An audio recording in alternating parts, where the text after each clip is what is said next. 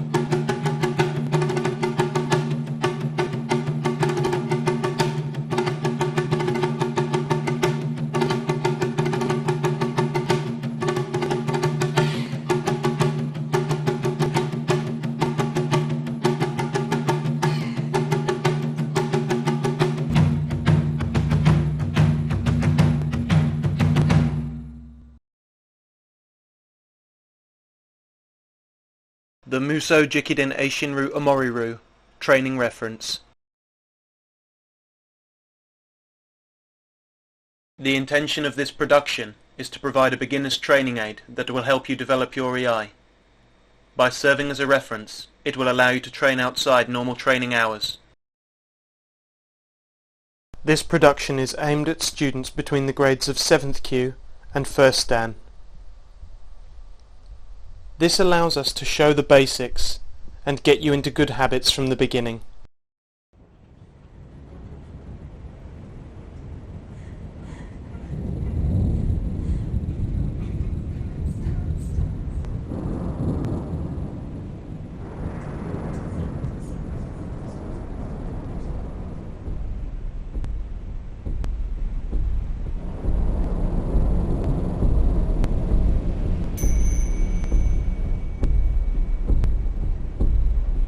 Oe was the last undisputed headmaster and founder of Muso Jikiden Eishin Iaido.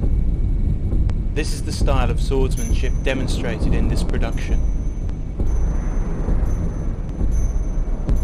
Oe-sensei was born in 1852, and he died in 1927. During his life, he became known as an expert swordsman, and fought in the last of Japan's great sword battles, the Clam Gate War. In later life, he formulated and taught the 43 forms which currently make up the Ryu. The school is split into 3 main levels of kata: Omri Ryu, Eishin Ryu, and Okuiai.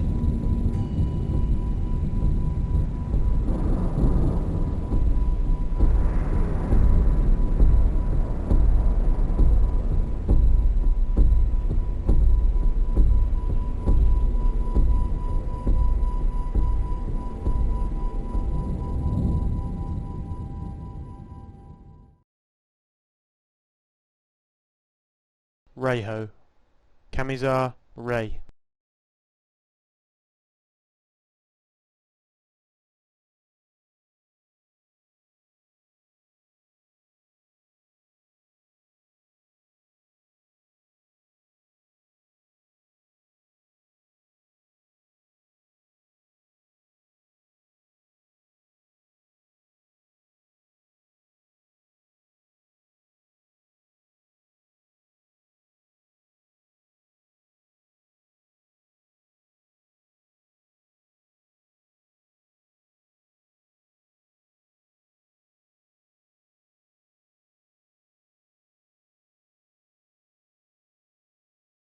Reiho.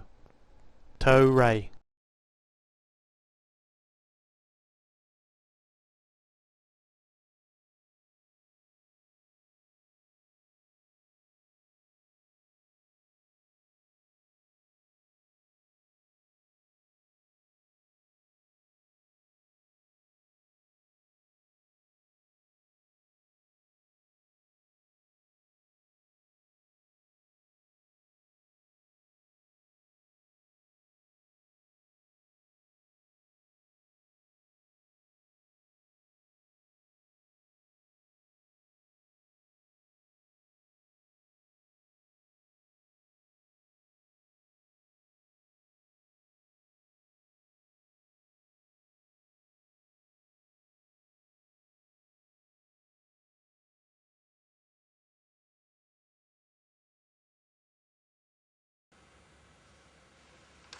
Mai.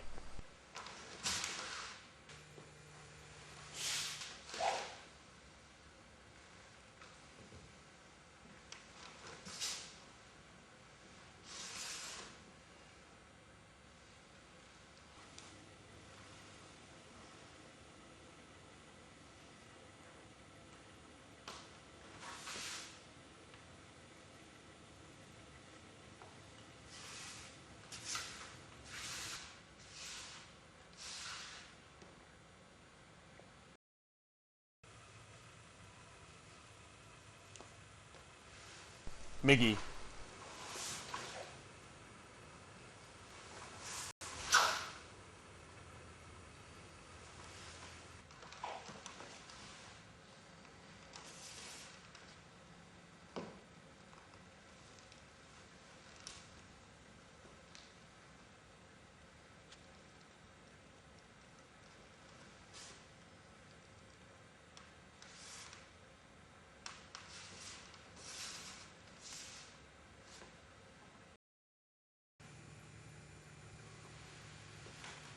Hidari.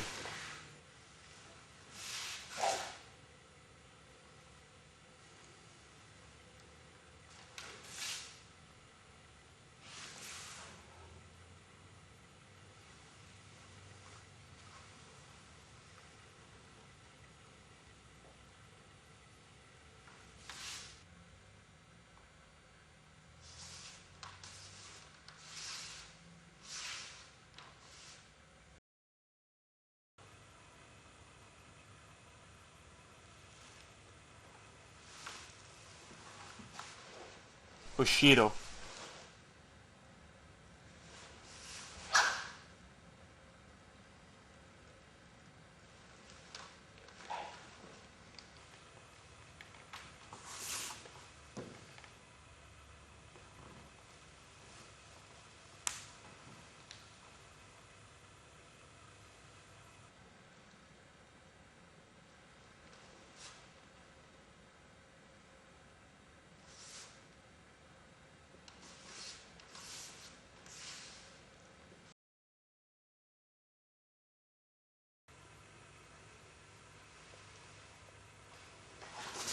Yeigaki.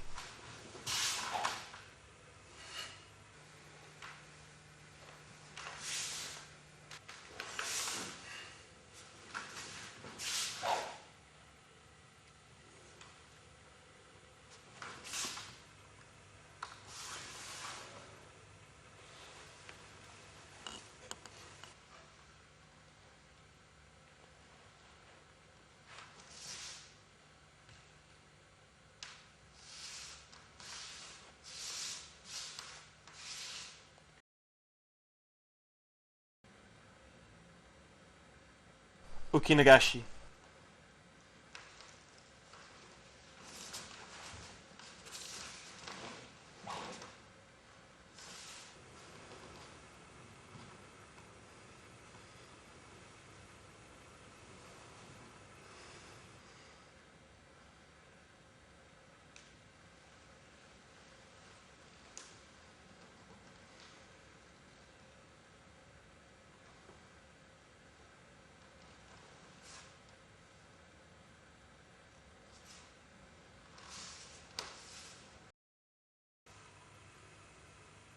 Kaishaku.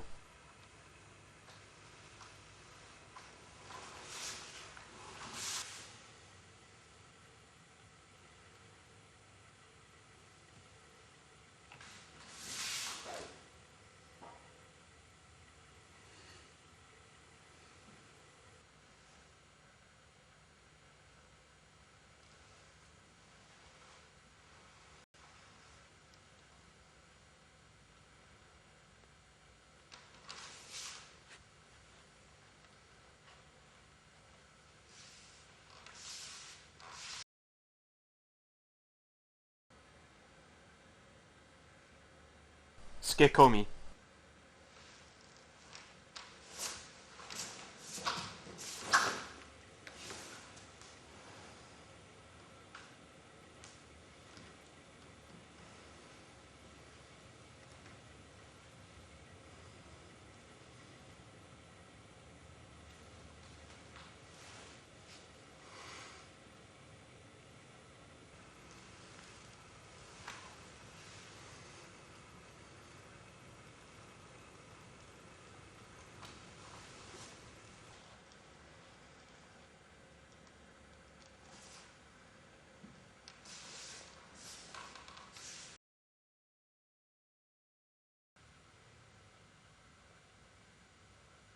Tsukikage.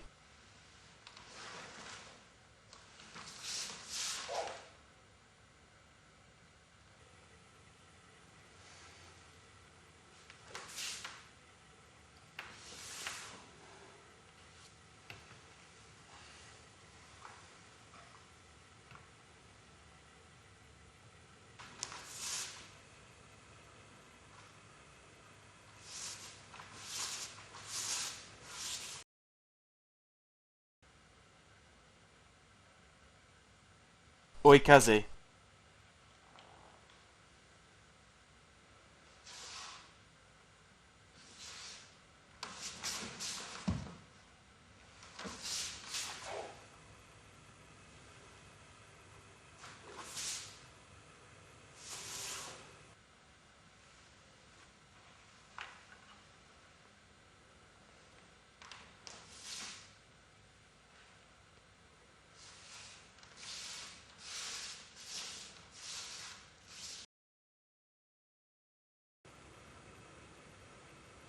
Nukiuchi.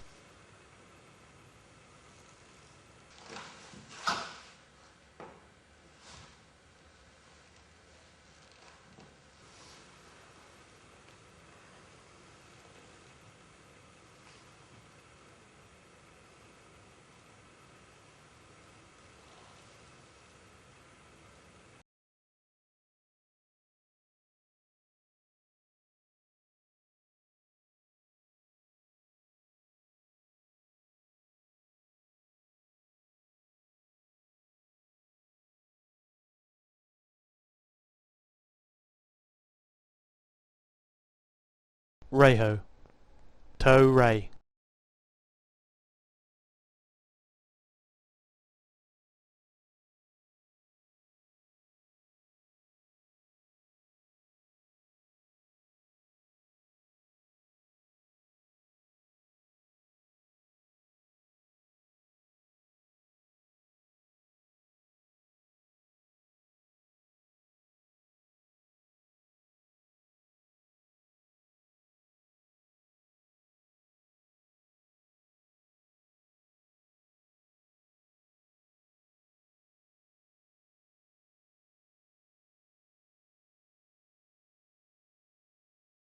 Reiho.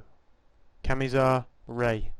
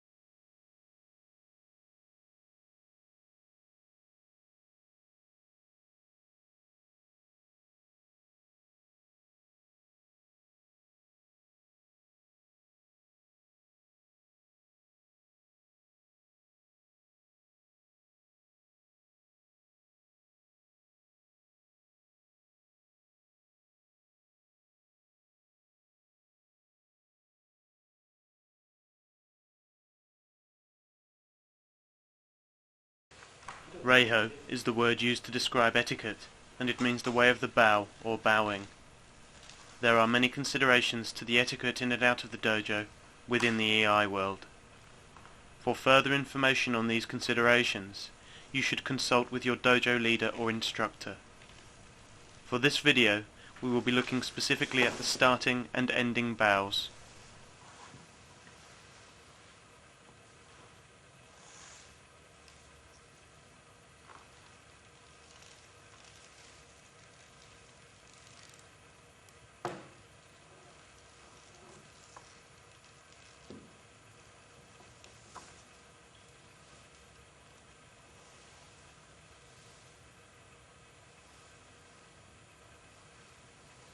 The movements look simple and functional, and they are.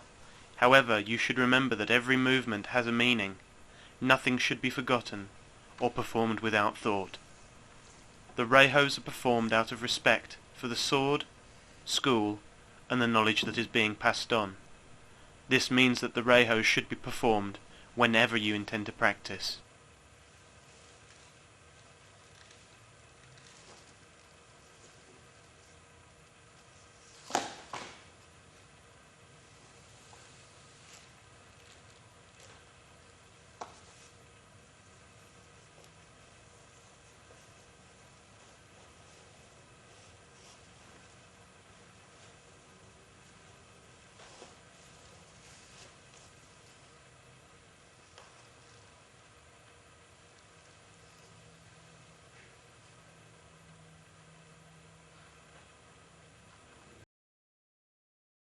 The sword should be held with the left hand, thumb on tsuba, hand at the left hip, cutting edge up.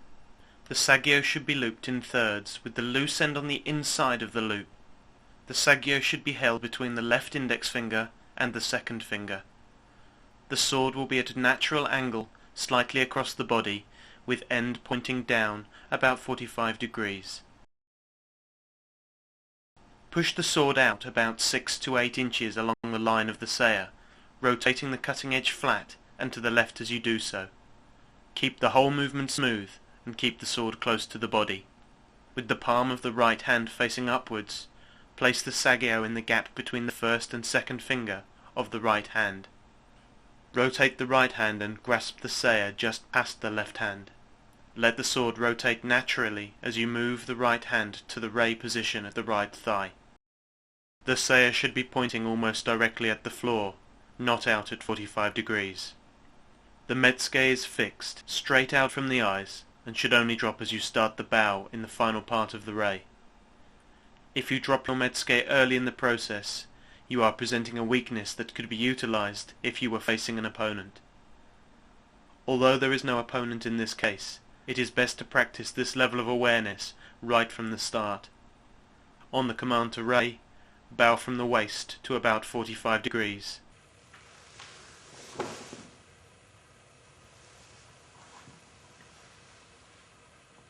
In seiza, the big toes should be touching at most, not crossed. The knees should be about 2 fist widths apart, with the back straight, the head up, and the chin in. Throughout Jikiden, seiza is done with the buttocks just touching the heels, or better still, with a slight gap between them. This is achieved with a little tension in the thighs, giving a light feeling to the posture. Keeping metsuke straight, push the sword out 6 to 8 inches along the line of the saya. Take the sagyo between the right index and second finger, the right thumb on the tsuba. Withdraw the sword the remainder of the way with the right hand, the left hand brushing down the saya back to the left hip. Push forward rather than to the right. With the right arm fully extended, rotate the sword out and down until it touches the floor at about 45 degrees to the body. Drop the tsuba to the floor on the left, pulling the sword slightly in towards you to allow the sagyo to clear the saya as it is laid down. Position the sword on the floor parallel to the body, with the center of the sword in line with your center. Lay out the sagyo along the line of the sword away from you, from left to right. This should all be done in a continuous flowing movement with no stop. Do not make a fuss over it. A strong feeling of respect in the rei is much more important than the mechanics.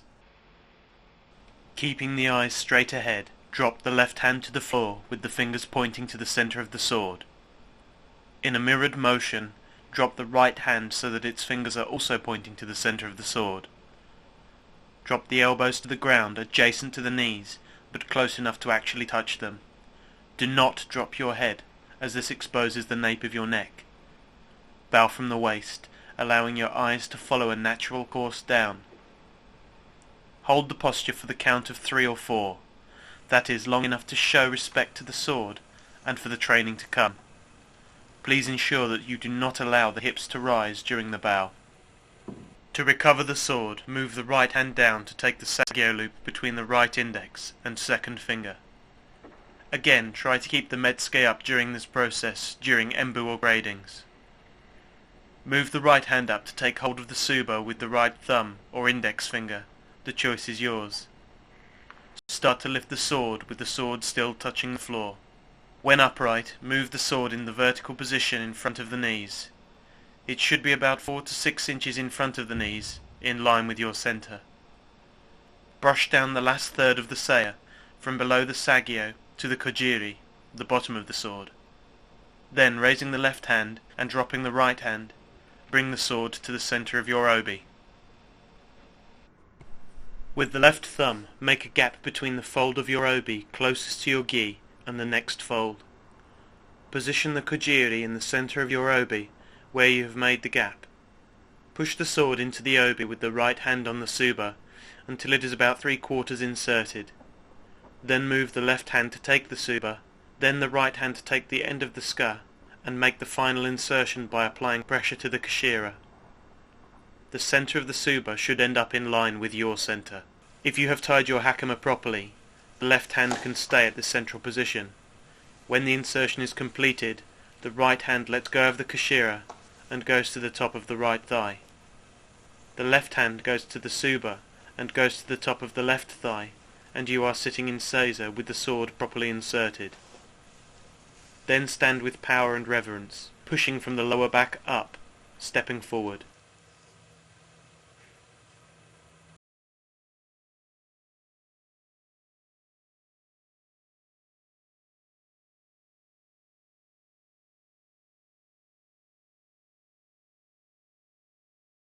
The kata performed in Jikiden are made up of principal movements. These movements are as follows. Nukitsuki, Kuritsuki, Chibori,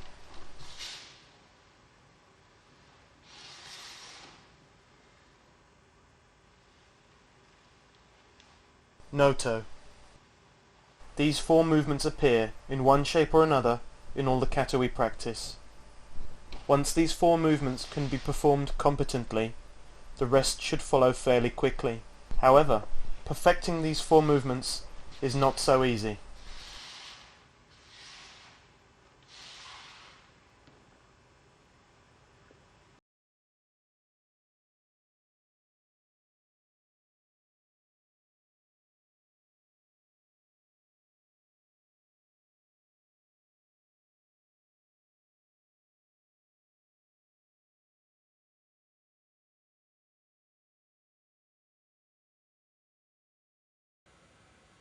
The first of these movements is the Nukitsuke. This is the draw and cut. In a Moriru, this form begins from a kneeling position, with tension in the legs and a feeling of power. Your hands move to the sword as your legs come together. Break the seal between the sword and saya with your thumb and begin to draw. You should still be in a kneeling position at this point. When your sword is nearly a third of the way out of the saya, begin to rise towards your opponent. As the sword is about to leave the saya, turn it so that the sword lies on its side and you cut out towards your opponent in a question mark shape, as seen from above. You should use your hips to cut the sword out of your opponent.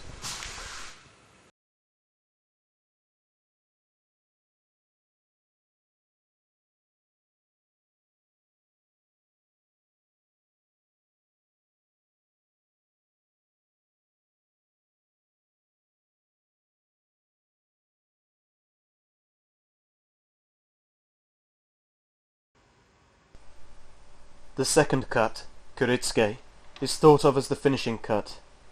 It is assumed that the first cut caught the opponent off guard, but did not kill him, and a second cut is needed to strike the killing blow.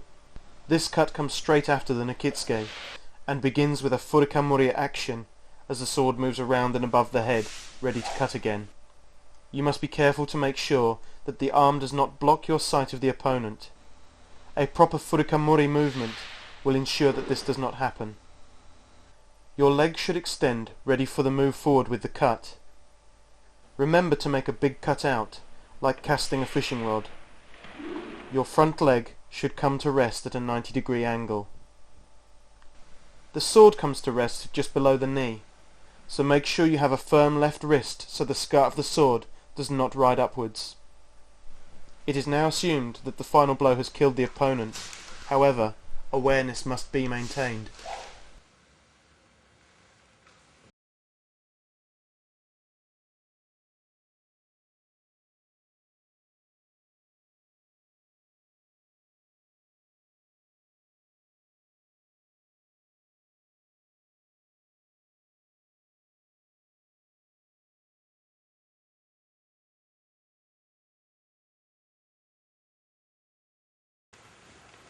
Chiburi means blood shake.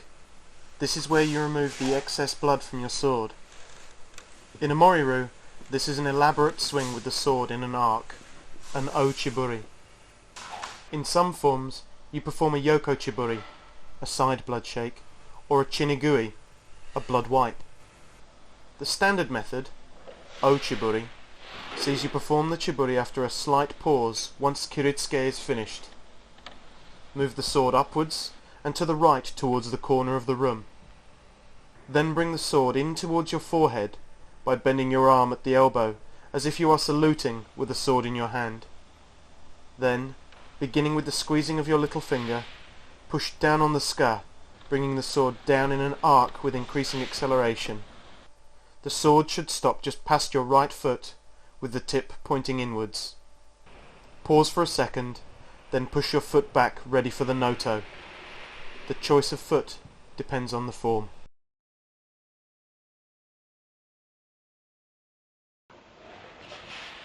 Another style of blood shake performed is Yoko chiburi, which is performed by pushing the whole blade sideways from the center position. The right hand grip is rotated 90 degrees counterclockwise and pushed away from the left hand, forwards and out, allowing the sword to rest horizontally with the tip slightly down. This will be discussed in more detail in a later video.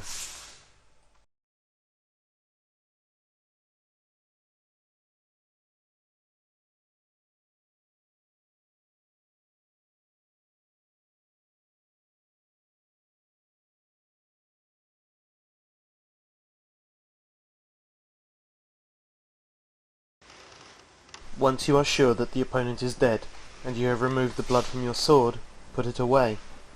However, do not let your guard down. You must always assume that there are other opponents waiting to strike, so when you perform the noto, it must be done with a sense of readiness. The noto begins with the left hand, which moves up the saya.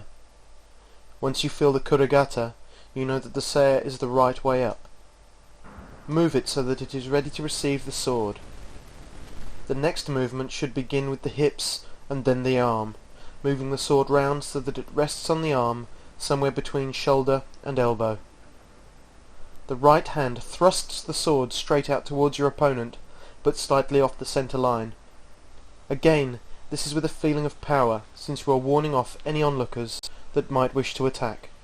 Draw the sword back into the saya as you begin to drop. As the sword comes to rest in the saya, your knee should brush the floor without your weight resting on it. Once the sword is in the saya, place your thumb on the tsuba, rise to your feet, and check the sword is properly away. Then step back to your spot.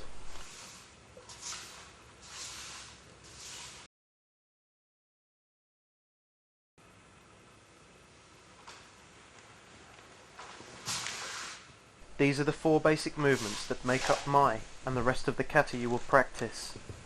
I will now go on to a further explanation of each of the forms that you must perform in a Moriru. However, the details I have just been through on the basics apply to all the forms you will now see.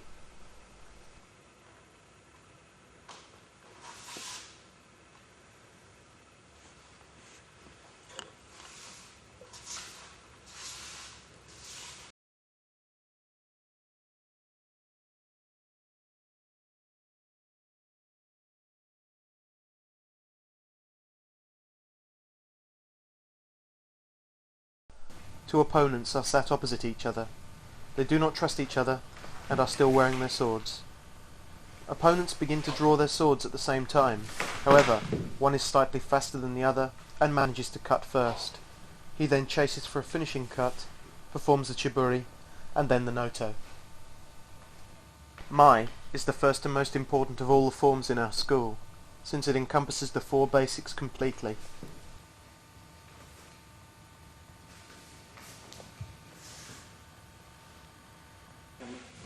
The form begins with you stood on the spot from which you will begin.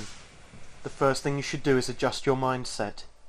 The moment you go to kneel down, you have begun the form. A certain awareness and tension should be applied while you are stood breathing. You then sit down as you mean to do the form. A general point which can be applied to all of the forms is one of posture. First, the seated position, seiza. Your back should be straight, your knees should be 2 fist widths apart, with your hands on your knees, and fingers closed, pointing slightly inward.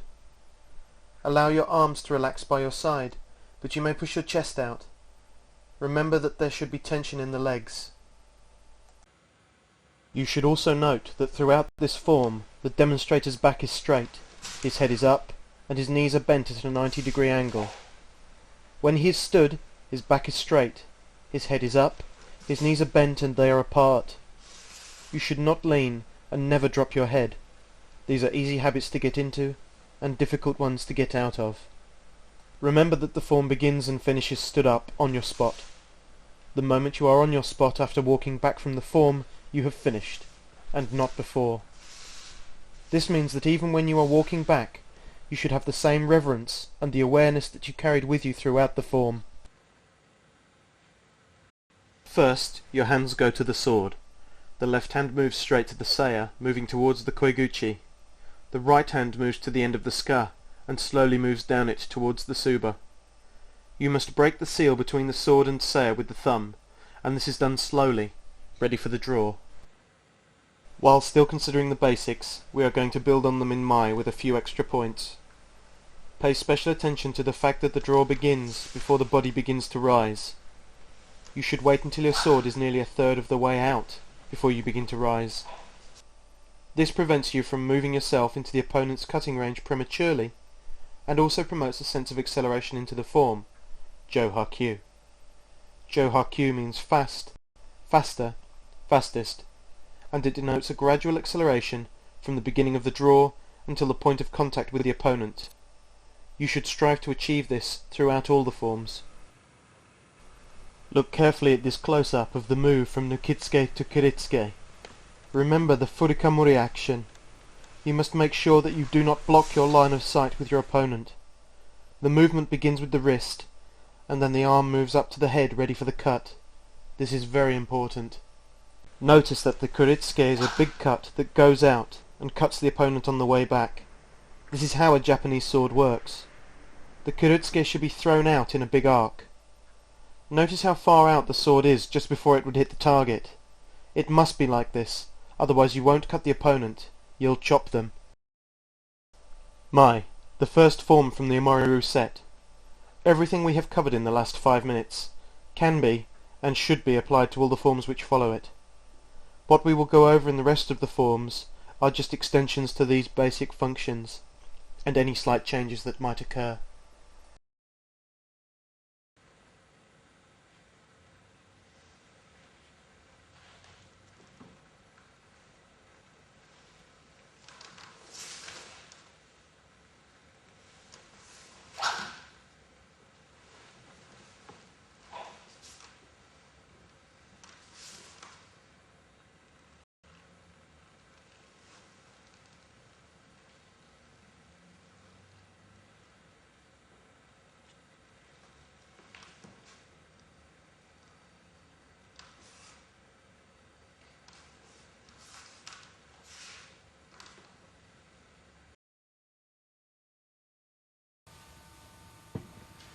Migi, meaning right, is essentially the same as Mai, with a few small differences. At the beginning of the form, turn to your right, so that the first horizontal cut is to the left. This means that as you draw, you must turn ready to cut your opponent.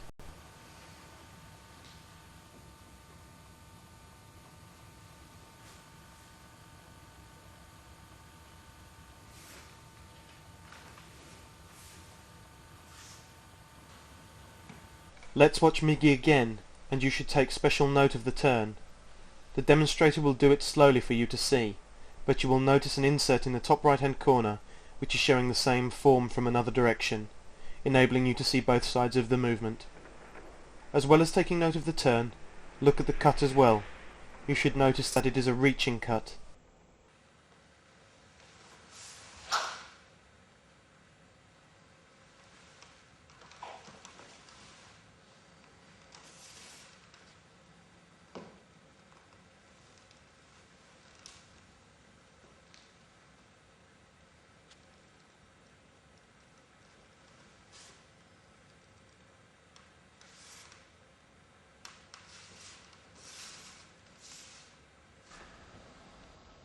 Looking at that turn in a little more detail, instead of the knees coming together, it is the right knee that comes to the left. You will begin to draw as you rise. Once you're up on your knees and toes, all you have to do is raise your left knee. This turns you towards your opponent. When you raise the knee, make sure that the foot stays slightly back, thus giving you the option to move according to where the opponent is, in this case forward. You should also note that the cut has an extension on the right shoulder.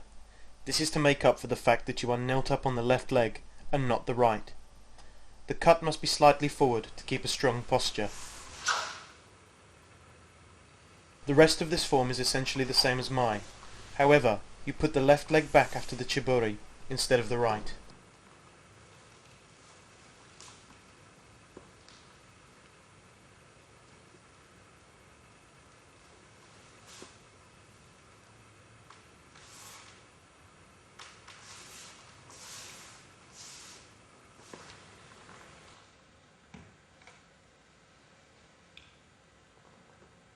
Migi.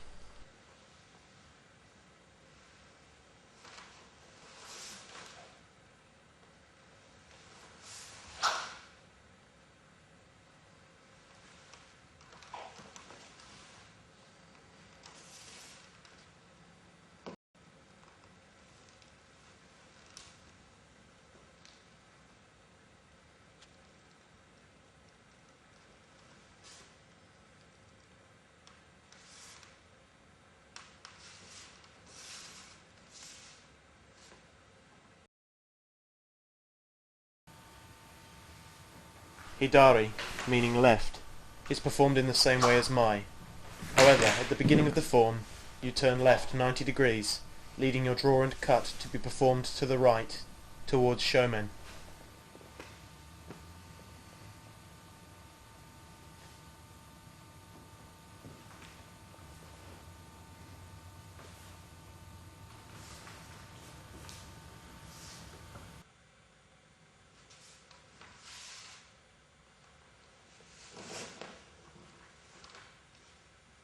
Watching Hidari, you will see that there is an insert in the top right hand corner, which shows the same form from another direction once again, allowing you to see both sides of the form.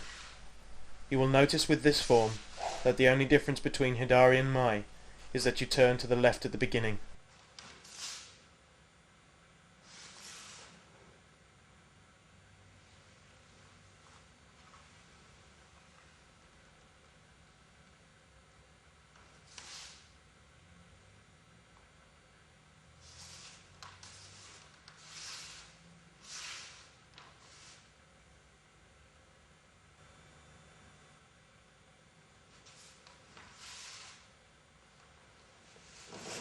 The technique for this form is identical to that in Mai. Apply the methods you learned in Mai to Hidari. To recap, in Hidari, your left knee goes to the right knee. You then raise the right knee to face your opponent, placing the foot slightly back so that your knee is less than at a right angle to the floor. The rest of the form is as in Mai, so take this opportunity not just to go through the motions, but also to practice the basics. This goes for all the forms.